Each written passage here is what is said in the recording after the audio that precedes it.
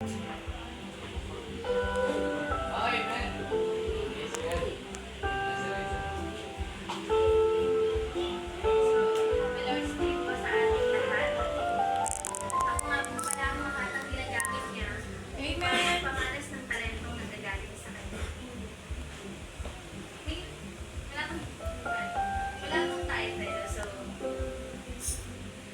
mga taong dadating seasonal, mga taong pwede kang gawing optional, at mga taong nananatili lumipas man ng iba't ibang panahon.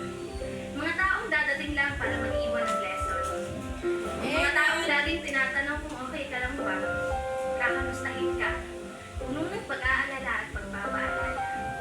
Pero teka, kamusta ka na nga ba talaga? Sigurado ka ba sa sagot na okay lang? O dahil nasanay ka lang? Uulitin ko, kamusta ka na nga ba sa sagot na okay lang? Kung susuriin ko sa iyong mga mata ang lalim, ay ganun ko din nakikita ang iyong kinikintim. Kanya-kanya tayo ng pinagdadaanan, pagod, hirap, na Diyos lang ang may alam.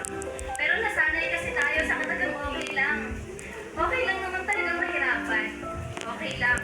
Okay lang kung sa kabila ng lahat ng to, ay makamit natin ang buhay na ating inaasam. Okay lang mahirapan. Uupo sa isang tabi, magmumuni-muni, hihinga ng malalim, sabay bibilang ng 1, 2, 3. Tanong sa sarili, saan kaya ako tutungo? Lumipas ang 3 segundo. Teka, ano nga ba talaga ang aking pinupunto? Mula sa aking kinakatayuan, tanaw na tanaw ko ang direksyong linya na nag-uudyok sa aking tumuloy sa karera. Ihahakbang ko gaano man kabigat ang aking mga paa dahil ako mismo ang bala ng aking pamilya. Amen. Oras ang tigil sa pagpatak, pagod ay iniinda, ngunit pag-uli lang sa pagpadyak, malamig na libido sa aking katawan ay tumatagaptak, tinitindigan ng salitang hindi ako maaaring pumalpak. Pero teka, sino nga ba talaga ang nasa likod nito? Yung tipong hindi mo na kaya pero ang Diyos tatapatin ka ng pagpapaalala. Yung pagod ka na. Pikit mo lang ang iyong mga mata. Tsak na pagmulat mo, may panibagong hapong enerhiya. Alam nyo, hindi naman sagot sa pagod yung pang makamundong comfort. Lumapit ka lang sa Lord, kay Lord, para hindi ka ma-discomfort. Amen. Alam mo yung nalulugmok ka, akala mo katapusan mo lang. Pero naalala mo may backup. Ay, backup nga pala siya. Amen. Iabot mo lang ang iyong kamay mula sa iyong pagkalubog. Dahil alam mo, hindi ka naman niyang mahayaan na sa problema ay mabulok. Yung punong-puno ka ng suliranin, pero ang sabi niya, ituwid mo lang ang iyong isipan at makikita mo ang iba't ibang paraan.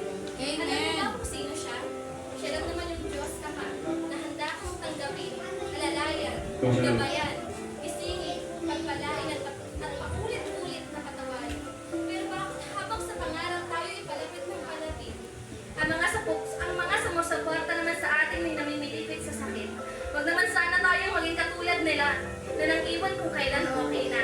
Wala na yung salitang pastor, pag-pray mo ako para matanggap ako sa trabaho. Pastor, magsama mo naman ako sa prayer mo para mag-graduate ako. Christian Noy, umaapoy. Bakit tila ayaw nang magpatuloy? Mga luhang dumadaloy, bakit sa sanlibutan mo na inaalay para bang abuloy? Ano ba ang dahilan at bakit mo siya tinalikuran? Napagod ka lang ba? O sadyang sa kasalanan ikay lulong na? Kapatid, di ba nangako ka na kahit anong mangyari ipaglalaban mo siya, na kahit anong mangyari magpapatuloy ka, ngunit bakit ngayon sumuko ka na? Asan na yung dating ikaw?